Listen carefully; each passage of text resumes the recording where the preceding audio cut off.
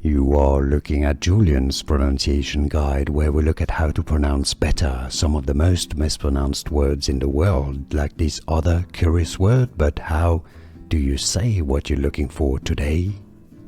We are looking at how to pronounce this word and more confusing vocabulary too many people mispronounce in English. Stay tuned to the channel to learn more. In British English, it's pronounced as dribbler. Dribbler, stress on the first syllable. In American English, however, it's usually said as dribbler, dribbler. It's easy. And now you know. Like this video if you found it useful, appreciate the support. More videos for you here to learn more correct pronunciations. See you there, thanks for watching.